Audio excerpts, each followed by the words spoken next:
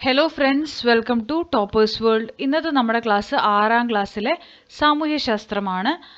സാമൂഹ്യശാസ്ത്രത്തിൻ്റെ ഭാഗം 1 പാഠമാണ്. ഭാഗം 1 ടെക്സ്റ്റ് ബുക്കിലെ ലാസ്റ്റ് ചാപ്റ്റർ ഭൂഖണ്ഡങ്ങളിലൂടെ എന്നതാണ് നമ്മുടെ ചാപ്റ്ററിൻ്റെ പേര്.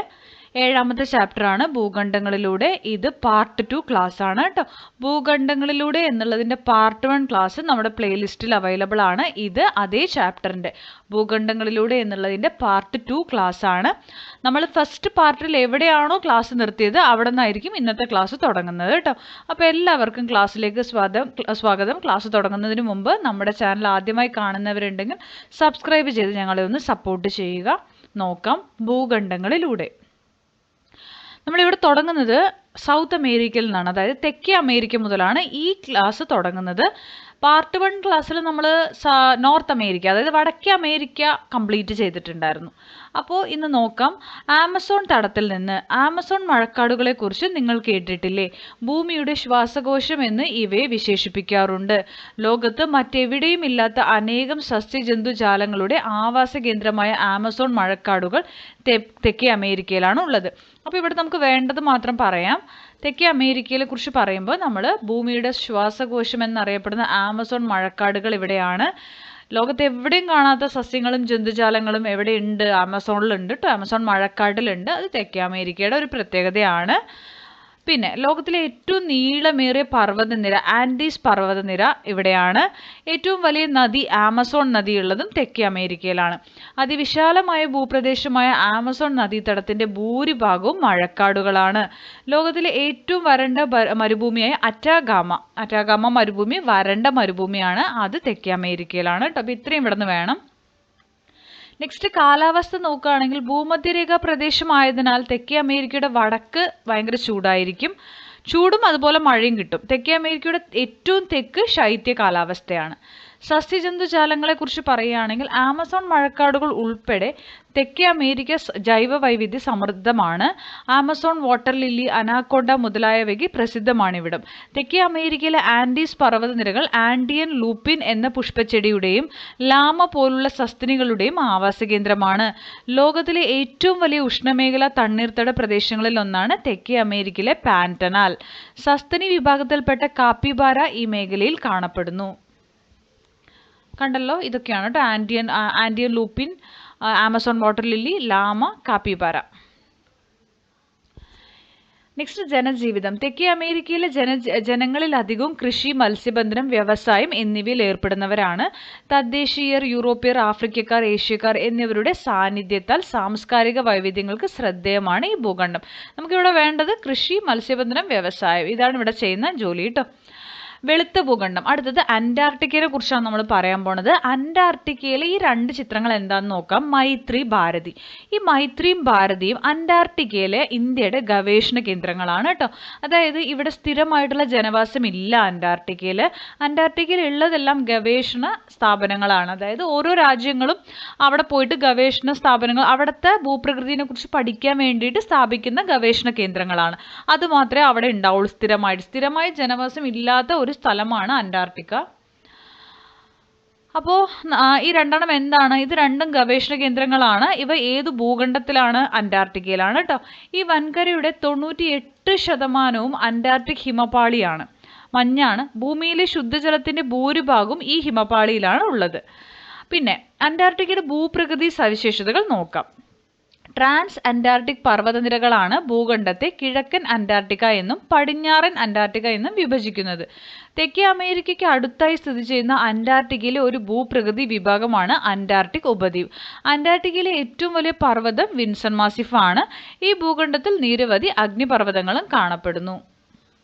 ഇനി കാലാവസ്ഥ. വർഷം മുഴുവൻ മഞ്ഞു മൂടിക്കിടക്കുന്ന ശീത മരുഭൂമിയാണ് അന്റാർട്ടിക്ക. അന്റാർട്ടിക്കയുടെ ആ ഒരു സ്ഥാനം അതിൻ്റെ കാലാവസ്ഥയെ സവിശേഷമാക്കുന്നുണ്ട്. സസ്യജന്തുജാലങ്ങൾ നോക്കാം. ഹിമപാളികളുടെ വിള്ളലുകളിൽ കാണപ്പെടുന്ന ചില പായൽ വർഗ്ഗ സസ്യങ്ങൾ ഒഴിച്ചാൽ അന്റാർട്ടിക്കയുടെ ഭൂരിഭാഗം പ്രദേശങ്ങളും തരിശാണ്. ഈ ഭൂഖണ്ഡത്തിന്റെ പല തീരപ്രദേശങ്ങളും പെൻഗ്വിനുകളും സീലുകളുടെയും ആവാസ കേന്ദ്രമാണ്. ഇതാണ് സീല്, പെൻഗ്വിൻ, പിന്നെ പായൽ. ഇത്രയേ ഉള്ളൂ ആകെ കൂടെ അവിടെ കേട്ടോ. ഇനി ജനജീവിതം. മനുഷ്യവാസം തീരെ ഇല്ലാത്ത ഭൂഖണ്ഡമാണ് അന്റാർട്ടിക്ക. പാരിസ്ഥിതിക സവിശേഷതകളെക്കുറിച്ച് ഗവേഷണം നടത്തുന്നവരും സാഹസിക യാത്രികരും മാത്രമാണ് അവിടെ എത്തുന്നത്. ഇനി നമ്മൾ അടുത്ത് പറയാൻ പോകുന്നത് യൂറോപ്പ് എന്ന് പറയുന്ന ഭൂഖണ്ഡത്തെക്കുറിച്ചാണ്. പൗരാണിക സാഹസിക നാവികരുടെ നാട്ടിലേക്ക്. സാഹസികരായ നാവികരുടെ ചരിത്ര പ്രസിദ്ധങ്ങളായ യാത്രകളാണ് ലോകത്തിന്റെ വിവിധ ഭാഗങ്ങളിൽ തമ്മിൽ ബന്ധിപ്പിച്ചത്. വാസ്കോഡ ഗാമ ഇന്ത്യയിലേക്ക് നടത്തിയ യാത്ര നമുക്കറിയാം അല്ലെ. സമുദ്രമാർഗം അദ്ദേഹം ഇന്ത്യയിലേക്ക് നടത്തിയ യാത്രകൾ ചരിത്ര പ്രാധാന്യമുള്ളവയാണ്. ഏത് ഭൂഖണ്ഡത്തിൽ നിന്നാണ് അദ്ദേഹം ഇന്ത്യയിലേക്കുള്ള യാത്ര ആരംഭിച്ചത്? അദ്ദേഹം യൂറോപ്പിൽ നിന്നാണ് കേട്ടോ. പോർച്ചുഗീസിൽ നിന്നാണ്. പോർച്ചുഗീസുകാരനാണ് വാസ്കോഡ ഗാമ. ഈ പോർച്ചുഗീസ് എന്നുള്ള പോർച്ചുഗൽ യൂറോപ്യൻ കോണ്ടിനെന്റിലാണ്. യൂറോപ്പ് എന്ന ഭൂഖണ്ഡത്തിലാണ് കേട്ടോ. ഇന്ത്യയുടെ ചരിത്രത്തെ സ്വാധീനിച്ച വാസ്കോഡ ഗാമയുടെ നാട്ടിലേക്ക് നമുക്കൊരു യാത്ര പോയാലോ? നോക്കാം. യൂറോപ്പിന്റെ ഭൂപ്രകൃതിയാണ് കേട്ടോ. ആൽപ്സ്, ബ്ലാക്ക് ഫോറസ്റ്റ്, കാർപാത്തിയൻ മുതലായ നിരവധി പർവ്വതനിരകൾ യൂറോപ്പിലുണ്ട്. ലോകത്തിലെ നീളമേറിയ നദികളിൽ ചിലതായ ഡാന്യൂബ്, വോൾഗ, റൈൻ ഇതും ഒഴുകുന്നത് ഈ ഭൂഖണ്ഡത്തിലൂടെയാണ്. യൂറോപ്പിൽ ഫലഭൂയിഷ്ഠങ്ങളായ സമതലങ്ങളും പുൽമേടുകളും ഉണ്ട്. കിഴക്കൻ യൂറോപ്പിലെ അതിവിശാലമായ പുൽമേടുകൾ സ്റ്റെപ്പി എന്നറിയപ്പെടുന്നു. യൂറോപ്പിന്റെ വടക്കൻ തീരങ്ങളിൽ ചില ഭാഗങ്ങൾ ഫിജോർഡുകൾ അഥവാ ഫിയോർഡുകൾ എന്നറിയപ്പെടുന്ന സവിശേഷ ഭൂപ്രകൃതിയിൽ സമ്പന്നമാണ്. ഇതാണ് ആ ഭൂപ്രകൃതി കേട്ടോ, ഫിയോർഡ് തീരങ്ങൾ എന്ന് പറയുന്നത്. അത് സാധാരണയായി ഹിമാനികളുടെ പ്രവർത്തനത്താൽ രൂപം കൊള്ളുന്നതും പർവ്വതങ്ങളാൽ ചുറ്റപ്പെട്ടതോ കുത്തനെയുള്ള ചരിവുകൾക്കിടയിലുള്ളതോ ആയ ഇടുങ്ങിയ കടൽ തീരങ്ങളാണ് ഫിയോർഡുകൾ. ഇനി കാലാവസ്ഥ. യൂറോപ്പിൽ പൊതുവെ മിതമായ ചൂടും തണുപ്പുമുള്ള കാലാവസ്ഥയാണ് അനുഭവപ്പെടുന്നത്. ഈ വൻകരയുടെ വടക്കുഭാഗങ്ങളിൽ ശൈത്യകാലത്ത് മഞ്ഞുവീഴ്ച സാധാരണമാണ്. ഇനി സസ്യജന്തുജാലങ്ങൾ. യൂറോപ്പിലെ ആൽപൈൻ പ്രദേശം പുൽമേടുകൾക്കും മെഡിറ്ററേനിയൻ മേഖല മുന്തിരിത്തോട്ടങ്ങൾക്കും പ്രസിദ്ധമാണ്. ഇതുണ്ടല്ലോ കോർക്ക് മരങ്ങൾ, ആൽപൈൻ സ്റ്റെപ്പി പുൽമേട്, ലിങ്ക്സ്, ഇതൊക്കെ അവിടുത്തെ മാത്രം പ്രത്യേകതയാണ് കേട്ടോ. ഇനി അവിടുത്തെ ജനജീവിതം. യൂറോപ്യർ പൊതുവെ ഉയർന്ന ജീവിത നിലവാരം പുലർത്തുന്നവരാണ്. സമ്പന്നമായ കലാസാംസ്കാരിക പൈതൃകമുള്ള ഭൂഖണ്ഡമാണ് യൂറോപ്പ്. ലോകത്തിലെ ഏറ്റവും പഴക്കം ചെന്ന നഗരങ്ങളായ ഏതൻസ്, റോം എന്നിവ യൂറോപ്പിലാണ്. പാരീസ്, ലണ്ടൻ, ബെർലിൻ തുടങ്ങിയ നഗരങ്ങൾ കല, ഫാഷൻ, സാങ്കേതികവിദ്യ എന്നിവയുടെ കേന്ദ്രങ്ങളാണ്.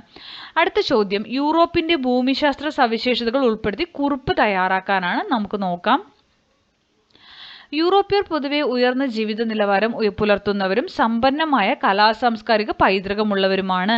ലോകത്തിലെ ഏറ്റവും പഴക്കം ചെന്ന നഗരങ്ങളായ ഏതൻസ്, റോം എന്നിവ യൂറോപ്പിലാണ്. പാരീസ്, ലണ്ടൻ, ബെർലിൻ തുടങ്ങിയ നഗരങ്ങൾ കല, ഫാഷൻ, സാങ്കേതികവിദ്യ എന്നിവയുടെ കേന്ദ്രങ്ങളാണ്. യൂറോപ്പിലെ ആൽപൈൻ പ്രദേശം പുൽമേടുകൾക്കും മെഡിറ്ററേനിയൻ മേഖല മുന്തിരിത്തോട്ടങ്ങൾക്കും പ്രസിദ്ധമാണ്. യൂറോപ്പിൽ പൊതുവെ മിതമായ ചൂടും തണുപ്പുമുള്ള കാലാവസ്ഥയാണ് അനുഭവപ്പെടുന്നത്. ഈ വൻകരയുടെ വടക്കുഭാഗങ്ങളിൽ ശൈത്യകാലത്ത് മഞ്ഞുവീഴ്ച സാധാരണമാണ്. ആൽപ്സ്, ബ്ലാക്ക് ഫോറസ്റ്റ്, കാർപാത്തിയൻ മുതലായ നിരവധി പർവ്വതനിരകൾ യൂറോപ്പിലുണ്ട്. ലോകത്തിലെ നീളമേറിയ നദികളിൽ ചിലതായ ഡാന്യൂബ്, വോൾഗ, റൈൻ മുതലായവ ഒഴുകുന്നത് ഈ ഭൂഖണ്ഡത്തിലൂടെയാണ്. കിഴക്കൻ യൂറോപ്പിലെ അതിവിശാലമായ പുൽമേടുകൾ സ്റ്റെപ്പി എന്നറിയപ്പെടുന്നു. യൂറോപ്പിന്റെ വടക്കൻ തീരങ്ങളുടെ ചില ഭാഗങ്ങൾ ഫിയോർഡുകൾ അഥവാ ഫിയോർഡുകൾ എന്നറിയപ്പെടുന്നു. അടുത്തത് ഓസ്ട്രേലിയ എന്ന് പറയുന്ന ഭൂഖണ്ഡമാണ്. സഞ്ചി മൃഗങ്ങളുടെ നാട്ടിലേക്ക്. ഓസ്ട്രേലിയ എന്ന് കേൾക്കുമ്പോൾ തന്നെ നമുക്ക് കങ്കാരുവിന് ഓർമ്മ വരും അല്ലെ. സവിശേഷതകൾ ധാരാളമുള്ള മൃഗങ്ങളാണല്ലോ കങ്കാരു. ഇവ കാണപ്പെടുന്ന ഭൂഖണ്ഡമാണ് ഓസ്ട്രേലിയ. ആസ്ട്രേലിയ എന്ന് മലയാളത്തിൽ കേട്ടോ. പൂർണ്ണമായും ദക്ഷിണാർദ്ധഗോളത്തിൽ സ്ഥിതി ചെയ്യുന്ന ആസ്ട്രേലിയ ഭൂഖണ്ഡത്തെക്കുറിച്ച് നമുക്ക് നോക്കാം. പൂർണ്ണമായും ദക്ഷിണാർദ്ധഗോളത്തിൽ സ്ഥിതി ചെയ്യുന്ന ഭൂഖണ്ഡം ആസ്ട്രേലിയ ആണ്. അറ്റ്ലസിൽ നിന്ന് നമുക്ക് നോക്കാനൊക്കെ പറഞ്ഞ് നോക്കുക. പൂർണ്ണമായും സമുദ്രത്താൽ ചുറ്റപ്പെട്ട ഓസ്ട്രേലിയ ഏറ്റവും ചെറിയ ഭൂഖണ്ഡമാണ് കേട്ടോ. പൂർണ്ണമായിട്ട് സമുദ്രത്താൽ ചുറ്റപ്പെട്ടതാണ്. ഉള്ളതിൽ 7 ഭൂഖണ്ഡങ്ങളിൽ ഏറ്റവും ചെറുത് ഓസ്ട്രേലിയ ആണ്. ഓസ്ട്രേലിയയിലെ പ്രധാന പർവ്വതനിരയാണ് Great Dividing Range. Okay, Great Victoria ഇവിടുത്തെ പ്രധാന മരുഭൂമികളിൽ ഒന്നാണ്. ഓസ്ട്രേലിയയുടെ കിഴക്കൻ തീരത്ത് സ്ഥിതി ചെയ്യുന്ന ഗ്രേറ്റ് ബാരിയർ റീഫ് പവിഴപ്പുറ്റുകളാൽ നിർമ്മിതമാണ്. മുറേ ഡാർലിംഗ് നദീതടം ഭൂഖണ്ഡത്തിലെ ഫലഭൂയിഷ്ഠമായ കാർഷിക മേഖലയാണ്. ഇനി അവിടുത്തെ കാലാവസ്ഥ. ഓസ്ട്രേലിയയുടെ ഭൂരിഭാഗം പ്രദേശത്തും വരണ്ട കാലാവസ്ഥയാണ് അനുഭവപ്പെടുന്നത്. ഭൂഖണ്ഡത്തിന്റെ ഉൾപ്രദേശങ്ങളിലേക്ക് പോകുന്തോറും വരൾച്ചയുടെ തീവ്രത വർദ്ധിക്കുന്നു. ഇനി സസ്യജന്തുജാലങ്ങൾ. ഓസ്ട്രേലിയയുടെ ഒറ്റപ്പെട്ട സ്ഥാനം സസ്യജന്തുജാലങ്ങൾ വ്യത്യസ്തമായ രീതിയിൽ പരിണമിക്കുന്നതിന് കാരണമായി. മാർസുപ്പിയലുകളും മുട്ടയിടുന്ന സസ്തിനികളും ഇതിന് ഉദാഹരണങ്ങളാണ്. കണ്ടോ, ഓസ്ട്രേലിയയിൽ കാണപ്പെടുന്ന സസ്യജന്തുജാലങ്ങളാണ് പ്ലാറ്റിപ്പസ്, എക്കിഡ്ന, കോല, യൂക്കാലിപ്റ്റസ്, അക്കേഷ്യ ഒക്കെ കേട്ടോ. ഇനി അവിടുത്തെ ജനജീവിതം. ആധുനിക നഗരങ്ങളുടെയും പുരാതന സംസ്കാരങ്ങളുടെയും നാടാണ് ഓസ്ട്രേലിയ. ഇവിടുത്തെ തദ്ദേശീയരായ ഗോത്രവിഭാഗക്കാർ വളരെ പഴക്കമുള്ള സംസ്കാരത്തിനുടമകളാണ്. സിഡ്നി, മെൽബൺ, ബ്രിസ്ബെയിൻ തുടങ്ങിയ നഗരങ്ങൾ ഉയർന്ന ജീവിത നിലവാരത്തിലും സാംസ്കാരിക പ്രവർത്തനങ്ങൾക്കും പ്രസിദ്ധമാണ്. മരുഭൂമി, ഗ്രേറ്റ് വിക്ടോറിയ എന്നുള്ള മരുഭൂമി, അതുപോലെ പവിഴപ്പുറ്റുകളാൽ നിർമ്മിതമായ ഭൂപ്രദേശം ഗ്രേറ്റ് വിക്ടോറിയ, അത് കഴിഞ്ഞാൽ ഗ്രേറ്റ് ബാരിയർ റീഫ്, അതാണ് അടുത്തത് കേട്ടോ. ഇത് സെക്കൻഡാണ്. ദെൻ ഫലഭൂയിഷ്ഠമായ നദീതടമാണ് ഗ്രേറ്റ് മുറേ ഡാർലിംഗ്. അതേപോലെ പർവ്വതനിര ഗ്രേറ്റ് ഡിവൈഡിംഗ് റീഫ്, ഇത് ആദ്യത്തെയാണ് കേട്ടോ. ഓരോ ഭൂഖണ്ഡവും തനത് ഭൂമിശാസ്ത്ര സവിശേഷതകൾ ഉള്ളവയാണെന്ന് തിരിച്ചറിഞ്ഞില്ലേ? ഏതെങ്കിലും ഒരു ഭൂഖണ്ഡം സന്ദർശിക്കാൻ അവസരം ലഭിച്ചാൽ ഏത് ഭൂഖണ്ഡമായിരിക്കും നിങ്ങൾ തിരഞ്ഞെടുക്കുക? തെക്കേ അമേരിക്കയിലെ മഴക്കാടുകൾ സന്ദർശിക്കുമോ? ഏഷ്യയിലെ പർവ്വതങ്ങൾ കീഴടക്കുമോ? അല്ലെങ്കിൽ അന്റാർട്ടിക്കയിലെ അതിശൈത്യത്തെ സധൈര്യം നേരിടുമോ? കണ്ടെത്താനായി കാത്തിരിക്കുന്ന ഇനിയുമേറെ അത്ഭുതങ്ങൾ നിറഞ്ഞതാണ് നമ്മുടെ ലോകം. അപ്പം നിങ്ങൾക്ക് ഒരു അവസരം ലഭിച്ചാൽ നിങ്ങൾ ഏതൊക്കെ ചെയ്യുമെന്ന് നിങ്ങൾ എഴുതുക കേട്ടോ. അപ്പം ഇത്രയുമാണ് നമ്മുടെ ക്ലാസ്. ഇനി നമുക്ക് തുടർ പ്രവർത്തനങ്ങൾ നോക്കാം. ഭൂഖണ്ഡങ്ങളുടെ സവിശേഷതകൾ ഉൾപ്പെടുത്തി തന്നിരിക്കുന്ന മാതൃകയിൽ തിരിച്ചറിയൽ കാർഡ് തയ്യാറാക്കണം. ആദ്യം ഏഷ്യയുടെ അവർ തന്നിട്ടുണ്ട്. ഏഷ്യ ഏറ്റവും വലിയ ഭൂഖണ്ഡമാണ്. ഏറ്റവും ഉയരമുള്ള കൊടുമുടിയായ എവറസ്റ്റ് സ്ഥിതി ചെയ്യുന്ന ഭൂഖണ്ഡമാണ്. ഏറ്റവും കൂടുതൽ ജനസംഖ്യയുള്ള ഭൂഖണ്ഡമാണ്. ഏറ്റവും കൂടുതൽ നെല്ല് ഉൽപ്പാദിപ്പിക്കുന്ന ഭൂഖണ്ഡമാണ്. ശേഷം ആഫ്രിക്ക വരുന്നുണ്ട്. ആഫ്രിക്ക സവിശേഷതകൾ, ഇത് ലോകത്തിലെ രണ്ടാമത്തെ വലിയ ഭൂഖണ്ഡമാണ്. പ്രധാന സവിശേഷതകൾ: സഹാറ മരുഭൂമി ഇതിന്റെ ഭൂരിഭാഗവും ഉൾക്കൊള്ളുന്നു. നൈൽ നദി ലോകത്തിലെ ഏറ്റവും നീളം കൂടിയ നദിയാണ്. സസ്യജന്തുജാലങ്ങളുടെ വൈവിധ്യം കൊണ്ട് ശ്രദ്ധേയമാണ്. ഇനി യൂറോപ്പാണ്. യൂറോപ്പിന്റെ സവിശേഷതകൾ: ലോകത്തിലെ 6ാമത്തെ വലിയ ഭൂഖണ്ഡമാണ്.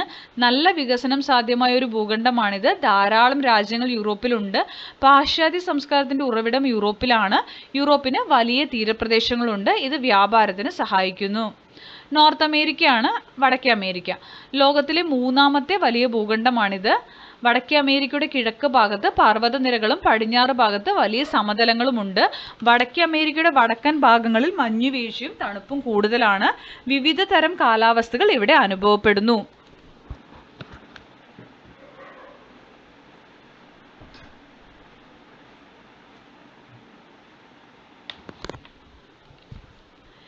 അടുത്തത് സൗത്ത് അമേരിക്കയാണ്. തെക്കേ അമേരിക്ക ലോകത്തിലെ 4ാമത്തെ വലിയ ഭൂഖണ്ഡമാണ്. സവിശേഷത: ലോകത്തിലെ ഏറ്റവും വലിയ മഴക്കാടുകൾ, ആമസോൺ മഴക്കാടുകൾ ഇവിടെ സ്ഥിതി ചെയ്യുന്നു. ലോകത്തിലെ ഏറ്റവും നീളം കൂടിയ പർവ്വതനിര ആൻഡിസ് ഇവിടെയുണ്ട്. സസ്യജന്തുജാലങ്ങളുടെ ഒരു വലിയ വൈവിധ്യം ഇവിടെയുണ്ട്. അടുത്തത് ഓസ്ട്രേലിയ ആണ്. ഓസ്ട്രേലിയയുടെ സവിശേഷത: ലോകത്തിലെ ഏറ്റവും ചെറിയ ഭൂഖണ്ഡമാണിത്. വളരെ കുറഞ്ഞ ജനസംഖ്യയാണ് ഇവിടെ ഉള്ളത്. ധാരാളം മരുഭൂമികളും ഉൾപ്രദേശങ്ങളും ഇവിടെയുണ്ട്. സസ്യജന്തുജാലങ്ങളുടെ വൈവിധ്യം കൊണ്ട് ശ്രദ്ധേയമാണ്. അടുത്തത് അന്റാർട്ടിക്കയാണ്. ലോകത്തിലെ 5ാമത്തെ വലിയ ഭൂഖണ്ഡമാണിത്. മിക്കവാറും ഭാഗവും മഞ്ഞുകട്ടയാൽ മൂടപ്പെട്ടിരിക്കുന്നു. ഇവിടെ സ്ഥിരമായി ജനങ്ങൾ താമസിക്കുന്നില്ല.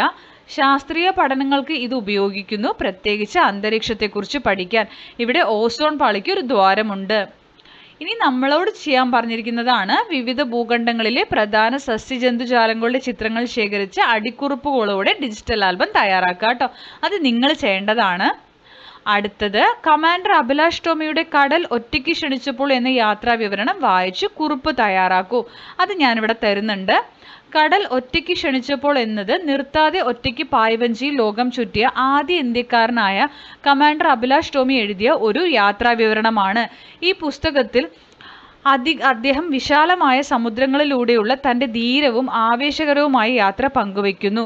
ശക്തമായ കാറ്റുകളെക്കുറിച്ചും വലിയ തിരമാലകളെക്കുറിച്ചും കടലിൽ ഒറ്റയ്ക്കായിരിക്കുമ്പോൾ നേരിടുന്ന വെല്ലുവിളികളെക്കുറിച്ചും അദ്ദേഹം സംസാരിക്കുന്നു. അദ്ദേഹത്തിൻ്റെ കഥ ധൈര്യത്തിൻ്റെയും കഠിനാധ്വാനത്തിൻ്റെയും സ്വപ്നങ്ങൾ ഉപേക്ഷിക്കാതിരിക്കുന്നതിൻ്റെയും പ്രാധാന്യം നമ്മെ പഠിപ്പിക്കുന്നു. അപ്പോൾ ഇത്രയുമാണ്. അടുത്ത നിങ്ങൾക്ക് ചെയ്യേണ്ട ഒരു ഗ്രൂപ്പ് ആക്ടിവിറ്റിയാണ്. അത് ഞാൻ ഉൾപ്പെടുത്തിയിട്ടില്ല.